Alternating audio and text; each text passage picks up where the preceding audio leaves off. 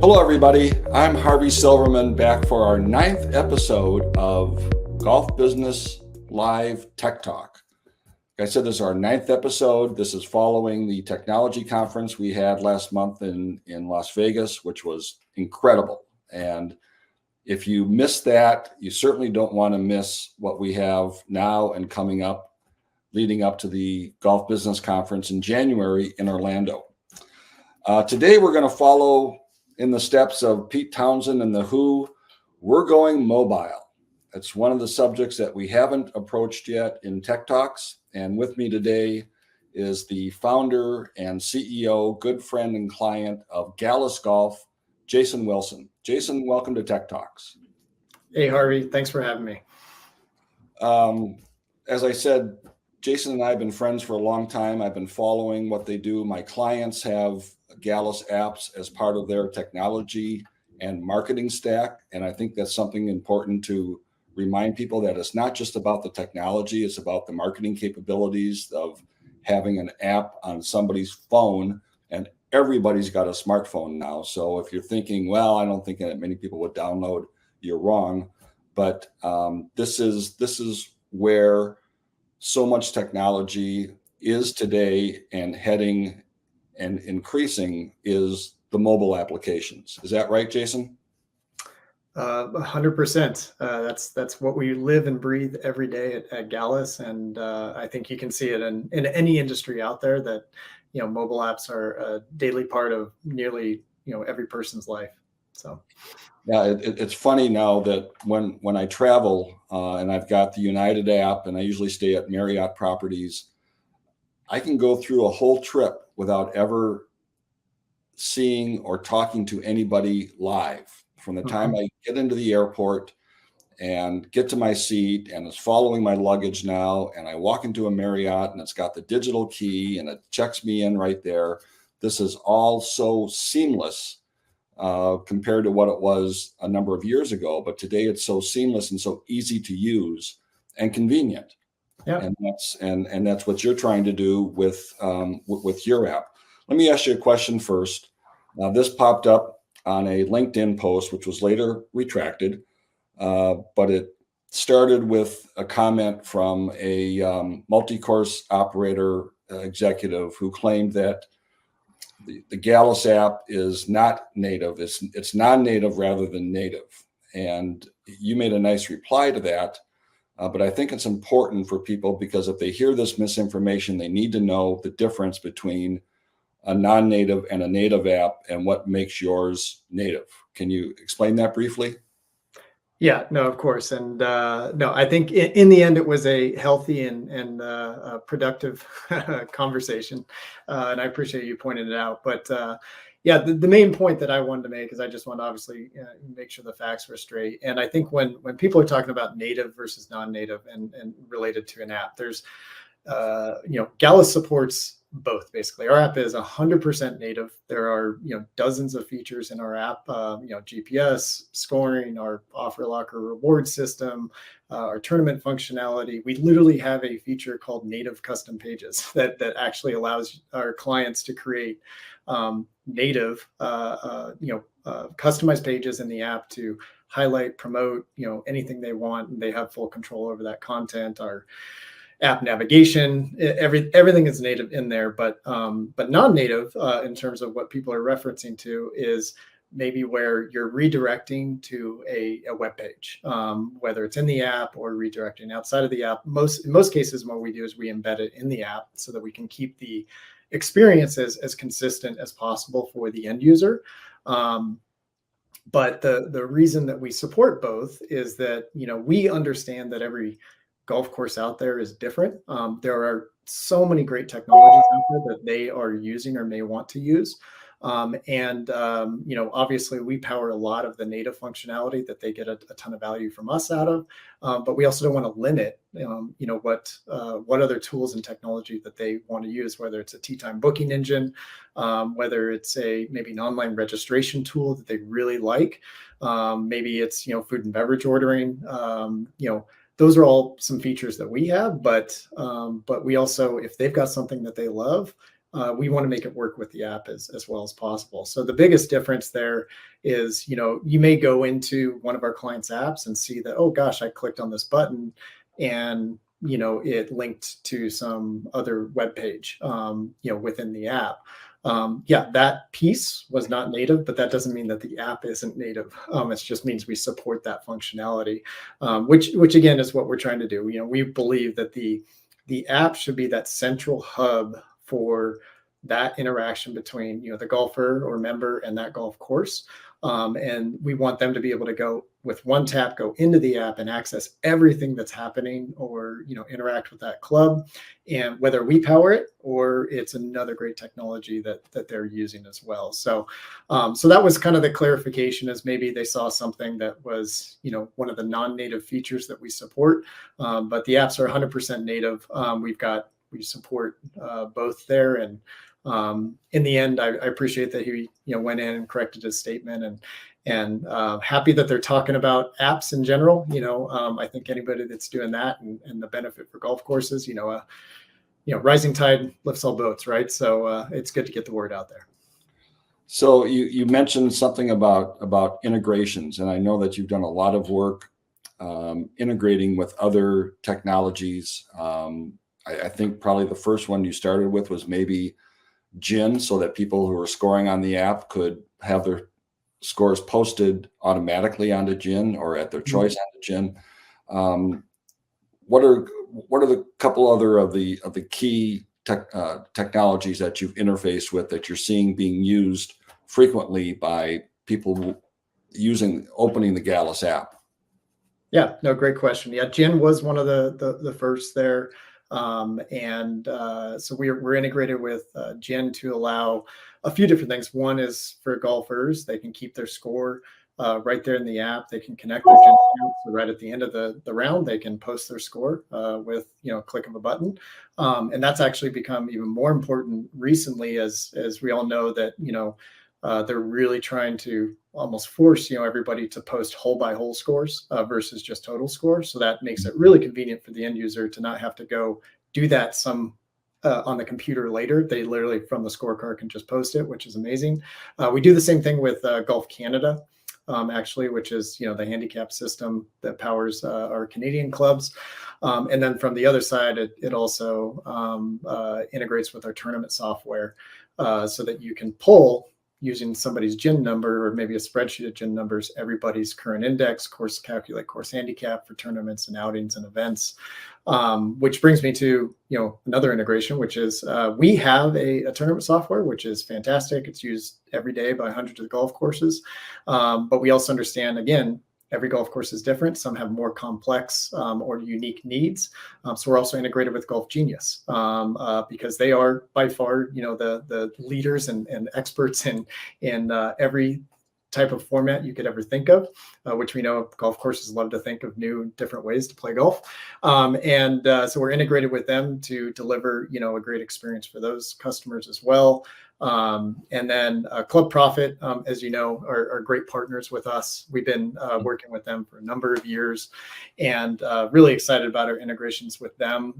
Probably our most one of the coolest is our mobile check-in feature, which allows people to view their upcoming tee times right on their phone. Just if you can think of like Southwest, it even shows up if you got a tee time. It's right there on the home screen.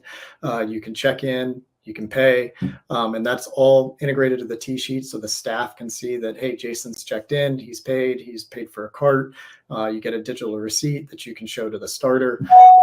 And then we've continued to expand on our integrations with them. Our standby feature, which is a digital tee time wait list. We were the first ones, as far as I know, that came out with that for golf courses, to be able to allow customers to go create a window for a day that they were hoping to play, but it's already booked.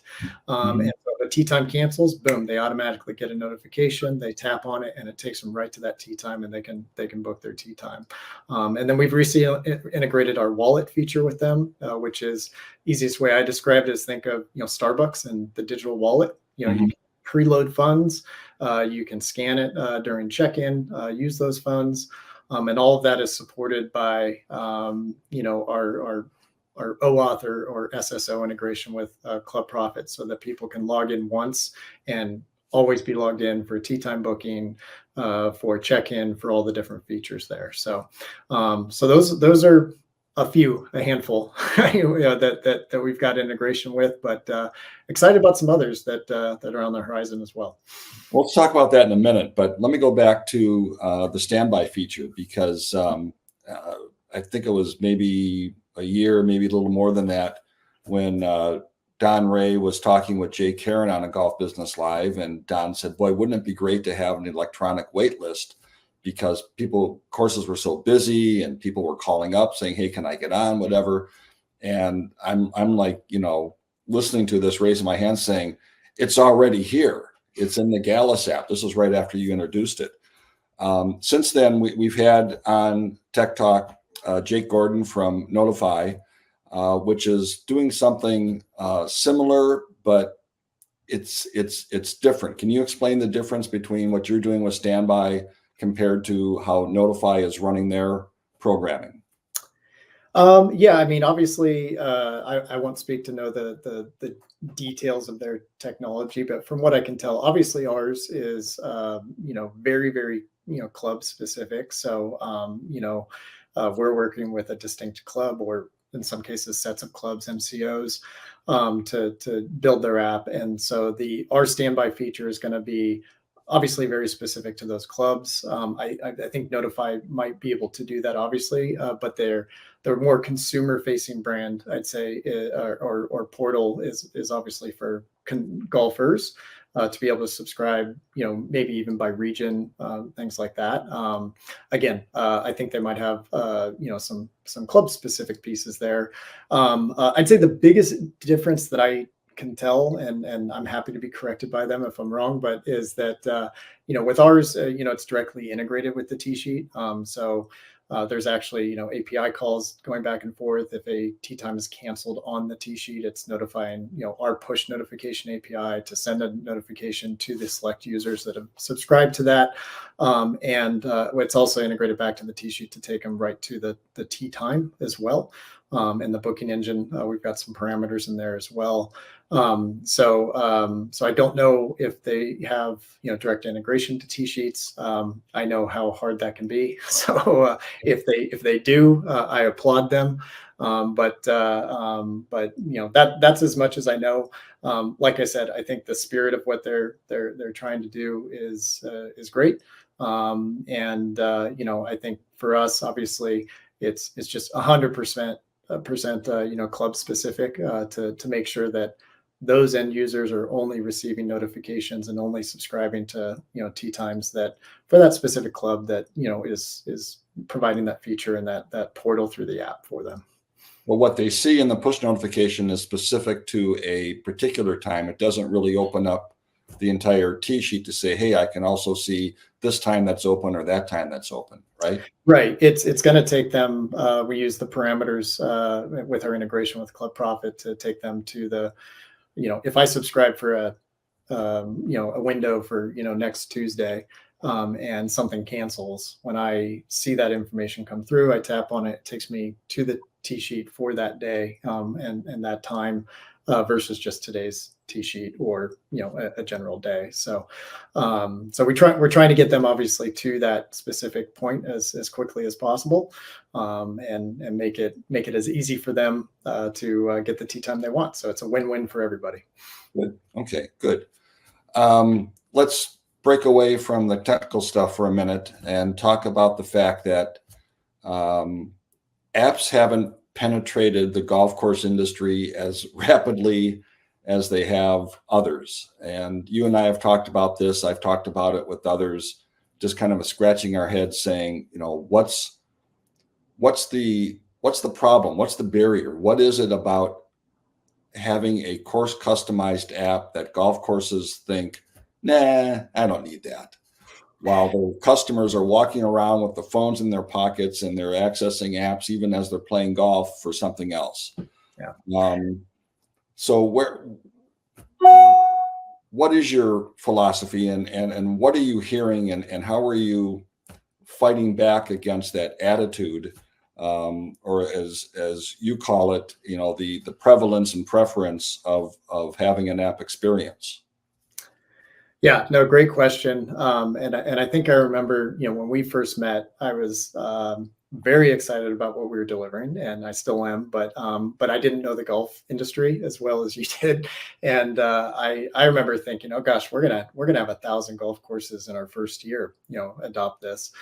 And then, was kind of slapped in the face with the reality of of technology adoption. But yeah, I think I think I slapped you in the face first. yeah, you probably slapped me in the face saying, "Hey, wake up here. I'm going to bring you back to reality." But yeah, I mean, I think obviously golf is it's a very traditional, industry. And I think, even though apps have obviously been around, I mean, we've been building apps for golf courses for, just us, here for over a decade. And I think, sometimes it's just, it's something new or different. And I get we don't hear it as much today, but I get, sometimes the pushback on like, well, gosh, why do we need an app? Or, oh gosh, I don't want, my golfers don't want to download an app. And I can give you, dozens of examples where with actual customers where we've seen the exact opposite. But I think what they're missing, is if they try to pull back and not worry about, the app technology, but really what any golf course is trying to do is to deliver, a better and enhanced experience for their customers. Mhm. They're trying to obviously bring those customers back as much as possible. On the private side, I think it's more of, that member experience and better communication and easier access to everything related to that membership. And I think, that's really the app. A custom branded app for your club. One is obviously custom branded. A third party aggregator app that's building loyalty with that third party aggregator app, not with your golf club. So obviously that's the business we're in, is custom for the club. And really, by providing that, that intent to provide a better experience, from a golfer perspective, really they can address both the tech savvy app heavy users that really are looking for that. I mean, you talked about it a few minutes ago of, you can go on an entire trip and, kind of manage your way through the entire thing, right through all the different apps, through these different, providers that you're interacting with. And, the type of thing that more and more customers are looking for today is more of that self-service experience, being able to, check in for their tee time, the night before or on their way to the golf course, which is going to save them time of having to wait in line, to check in, or it gives them 10 more minutes to warm up, being able to order, food and drinks without having to, call the, have the restaurant and, have nobody answer it and then walk in and see that it's going to take 20 minutes to get something to eat. And being able, even just booking tee times, not having to go type out the website on a web browser, having one button to be able to go get there to the tee sheet to book quickly. There's so many different things that for that customer, they're going to have a better experience. And even that helps you with your not as tech savvy customers to help them have a better experience. Because if you've got more of your customers who are self-servicing and super happy and willing and actually loving it, then it gives your staff more time to spend, with that, hand-to-hand, face-to-face experience, to, give them the experience they're looking for. I mean, we still, are talking about, golfers who, say, oh, I'd rather call than book online, but I mean, I think we're hopefully to a point, even though we don't have a golf course out there using an online tee sheet, I mean, at least we're getting closer to that. And I think from the golf course operator perspective, we all know, gosh, it's much more efficient for them to have online booking. And the same thing applies to, the app. Is if you've got more customers using the app, more customers who are, using those types of features there, it's going to make your staff more efficient. It's going to help you collect better customer data. It's going to give you another channel to be able to connect and engage with that customer, because we all know we're all different. Some, are heavy on social media. Some are, really into our email. Some just, want to interact right there on the mobile phone through an app. I was looking at my email inbox this morning. I've got 124,000 emails in my promotions folder I will probably never read, and those are probably from businesses that I've interacted with. But if my phone dings at me with a push notification, I'm going to see that every time. Right. Whether I interact with it every time, maybe, maybe not, but at least they captured some mind share. They were able to, get me thinking about them, and they're keeping me engaged there. So I think that's really kind of the overarching, idea around, gosh, there's all these things that can help a golf course, provide that better experience for both the staff, the customer, and even, again, it relates to even those customers that maybe aren't going to use the app. Great, your staff has more time to interact with them in the ways that they want to interact. Sure. Are you seeing, I haven't asked you this before. I know you have a percentage of your client portfolio that are private clubs. Are you seeing an increased engagement coming now from private than public? We're typically around, I'll call it, rough number, 70% more public, and then 30% I call it private, semi-private. There's some resort in there as well. I think the use cases are different. I've got apps from a ton of golf courses on my phone because I love to see what they're doing with it. Right. Sure. I love to see the messaging that they're doing. And the biggest thing I see on the private side is, I'll get a question like, well, how many push notifications should we be sending? Or how many downloads should we have? And it's so different depending on, the type of facility. A member golf course, they may only have, 300 downloads, but, they've got 400 members or 300 members. Mm-hmm. And so, they're not trying to get everybody in the world to download it. And they're usually much more proactive with their even daily messaging, whether it's talking about, hey, the tennis courts are still wet, we're not going to be open yet for those. Or frost delay, or, any of those things. Yeah. Exactly. So I think, the thing we hear from private clubs is, they're trying to get more communication out to their members in a quicker, more efficient way. And so push notifications is a fantastic way to do that. They can target those down to a specific segment of members if they want to as well. And so they're using that. A private club might be sending multiple pushes a day. I probably wouldn't recommend that for a public golf course. It's a different audience. And so it's just different how everybody's using it. And a resort course might be different as well. But I think that's one of the biggest, pieces that we see is that, they are struggling to get people to respond or see the information they're trying to get out with some of the other traditional things they do. And I never recommend get rid of your website, stop email marketing, stop doing social media. They're all powerful channels, and the app just brings another channel that more and more people are adopting today. And so if you don't have that as part of your strategy, I think you're missing something as you look ahead. Right. Good point. One of the things I've been impressed with is I've watched you build out your functionality on the app. Is you continue to add on. You haven't just created something that would now be rather ancient at 10 or 11 years old and trying to sell the same thing. You continue to add on, listening to customers who are giving you, as you said, every course is different. And I've said this for years, if there's 15,000 courses in the country, they're run 15,000 different ways. So listening to your customers and then saying, hey, this might be something that we can build into the app, I think has been one of your qualifications as a technology leader. Can you talk a little bit about maybe the 2 or 3 functions that are most used and most effective for golf course operators, and what might be coming down the line here in the next year, or what you might be introducing at the PGA show in January?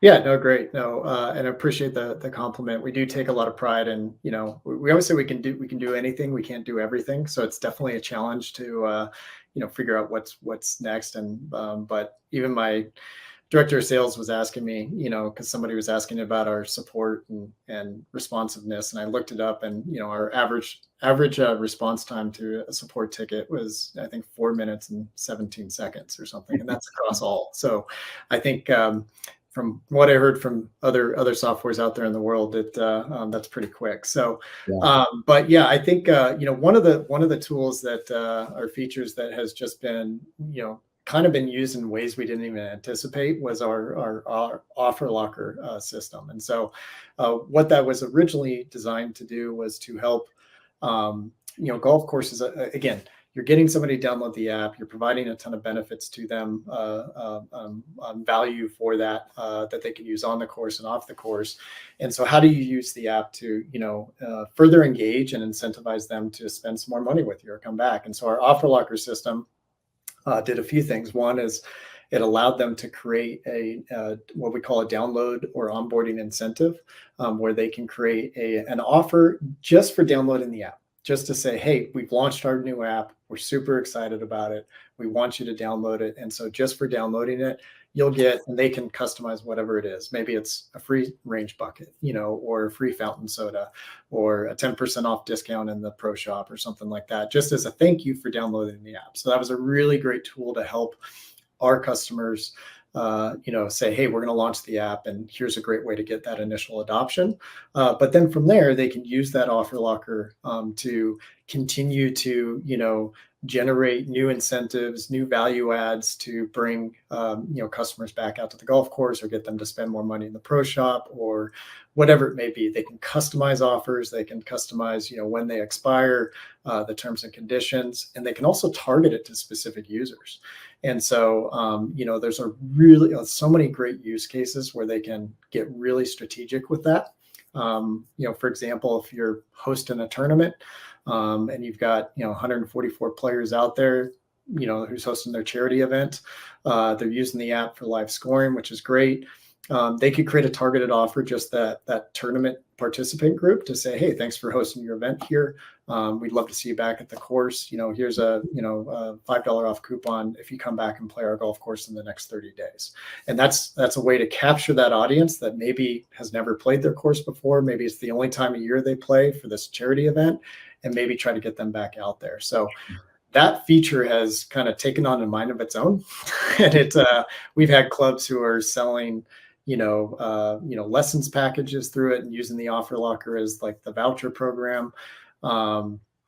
They are, selling prepaid rounds. They're doing a lot. I've even have clubs that are doing their drink tickets, for their league events, using the offer locker as the voucher system. And that's actually really taken us to really, one of the things we're excited that we're working on is kind of taking our offer locker and putting it on steroids. And we're building out and getting really close to more of a turnkey subscription, recurring revenue, turnkey membership solution that allows clubs to create whatever they'd like, creative ways to create recurring revenue through the app. They can create, membership or passes, or, additional benefit tiers, and allow people to sign up right through the app, charge their card right there, set up recurring transactions, and deliver, those vouchers or rewards on whatever recurring basis they want. Once a month they get, a free pint in the bar, or, once a year they get these things or whatnot. But you can set it, forget it, and then it will run on its own.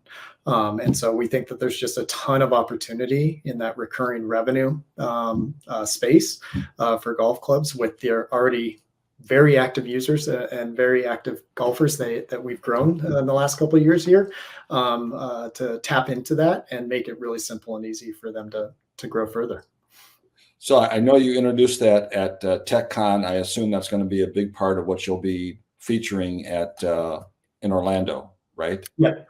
That and a couple other things. The other thing I'll mention too is we've been talking to. Super excited about some pace of play integration with Tag Marshall as well. They've got some great technology, and Bodo and the team over there is great. And so I'm excited about some things happening with them, and a number of other things. But those are a couple that I'm pretty excited about. Yeah, we had Bodo on in a previous Tech Talk, and it's kind of fun for me to see where people like you and Bodo and others that I'm interviewing end up kind of meshing together to create a better experience again for golfers, for golf course operators. It's rewarding from our standpoint at NGCOA to see these things coming together in ways that just make a lot of sense. Mm-hmm. One last question. I know originally way back when you and I had talked about how does a golf course, there is a cost for the app. This isn't free. I don't think it's very much money, but it still requires a golf course operator or general manager to figure out where to put this line item in their budget. What do you see your clients doing with that? You mean in terms of where they're putting it and of Yes. what part of their budget? From my perspective, it should go into your marketing, budget. And typically, when we're talking to, golf courses out there, usually when we have, somebody from a marketing department or the marketing head, it clicks pretty quickly, because they see the value that you get out of this, and one is to market to new customers out there, but also this is a way to really further engage and create a relationship with those app users. If you look at any big brand out there, they have an app, and they are promoting that app on their website. They're promoting it on signage at their, physical properties. Mm-hmm. They're promoting it and during the transaction point. And because they know these larger, companies that are dealing with lots of consumers that have much bigger marketing departments and budgets than most of our clients have, they know the value that they get, the incremental additional value they get out of every new app download that somebody, one of their customers, because they know that they have a more effective way to provide a better experience, to collect really great data on what you're doing so that they can get more personalized and targeted with their marketing and communication to you and bring you back to spend a little bit more. So I think, that should just be a sign for us in the golf space to say, hey, if these guys are really pushing their app everywhere, then, the attitude of, oh, well, my customers don't want to, download another app, or I don't want to have an app. That's the reality is downloading an app is trivial these days. Right. I use the example of my daughter, who's 12 years old, has the Starbucks app on her phone. She is faster than I am at ordering on Starbucks. And her expectation is to walk into Starbucks and have her drink ready. I don't know if she's ever actually ordered in person. That's the generation that's coming, and the expectation that's coming. And so as we think ahead, how do we deliver on that? And yeah, it doesn't mean you don't have staff that can still talk to people or answer the phone from time to time. But I think, if you don't see where things are headed there, I think that, you're going to be behind the eight ball or behind the ball there. And that's what we're trying to help our customers do and educate and deliver a great experience. One last question. First, my other app experience, which just kills me, when I'm checking in on a United flight and I've got it on my phone, I'm always behind the guy that digs around in his pocket and pulls out the crumpled up paper boarding pass that has the barcode disruptive, and they're trying to scan it and they can't, and the woman or person, man or woman is trying to help them, and then finally has to take it and punch it in it's like, boy, talk about just obscenely old it's not even technology. It's just, come on, man, you got it. And then as he's walking down the jetway in front of me, he's pulling out his phone to check his email. I'm like, you got the phone. Come on, man, get the app too. So anyway, that's happened to me more than once. One last question. This is something I'll ask, and if it's too inside, you don't have to answer, but what's the number, who's the leader in your clubhouse in not the course specifically, but who's the leader in the clubhouse in terms of the number of downloads that they've been able to achieve with your app? I mean, I know you track all this stuff. Your back end stuff is incredible. The data you're collecting and how courses are able to use it is remarkable. Yeah, I would. I'm trying to remember the exact number on it. I probably, just to be safe, I won't say kind of who it is, but I mean, I will say we've got some clubs or clients that are approaching 40,000 downloads, Wow. and that is active downloads. And so just to clarify what that means, that's downloads that are currently installed on devices. Not, it doesn't count somebody who installed it once and deleted it. These are currently installed devices. So yeah, I mean, we've got some that have just done a phenomenal job of promoting the app and promoting the features of the app, both to their customers and to the staff. I think that's a huge piece, is that you can have the greatest app in the world that does everything you'd ever want it to do, but there's two things that have to happen. One is you've got to tell people about it. You've got to make sure that you're sending an email, you're promoting on social media, that you're have some signage up. And then two, you got to use it, and you got to make sure your staff's bought in. I think our clubs that are our highest performers, their staff is all about it. They understand the value that they're getting out of it from an operation standpoint, and the operators have done a great job getting that message down to their staff to say, hey, look, this thing can make a difference for our golf club and help us grow. And so, you're not walking into those pro shops and saying, hey, do you guys have any GPS? And they say, oh no, we don't have anything. It's like, they all know, nope, we've got an app. Hey, have you downloaded our app? It's in their tee time confirmation emails, all those types of things. So yeah, we've got some really, amazing operators who have just knocked it out of the park. And I'm sure many of them would probably pay us 5 times as much as they pay us. Obviously, we're not going to charge them that, but that's the type of value that they're getting out of it. Yeah, we never discussed that business model of charging by the download. That would have been interesting. Yeah, I think we would have hit a limit with a few people there. So probably. Jason, this has been great. And the point I want to leave with the audience, and I've made this point even at TechCon, look, if you don't have an app, it's like, are you still watching black and white TV and listening to the AM radio in your Ford Pinto? I mean, that's how behind the times you are by not having a mobile app. Mobile is where the world has gone and will continue. And without that capability, you are really selling yourself short, as well as selling your customers short. So Jason, thank you very much. They can reach you at gallusgolf.com, GALLUS golf.com. Is there any other better way to do it than that? No, gallusgolf.com is perfect. And reach me via email, jason@gallusgolf.com. I'm happy to talk about this stuff, as you know, Harvey, with anybody. So yes. Appreciate you having me on, and as always, enjoy the conversation. Thank you, Jason. Thank you very much. We'll see you in January. All right. See ya. Thanks, everybody. That's November's Tech Talk with Jason Wilson from Gallus Golf.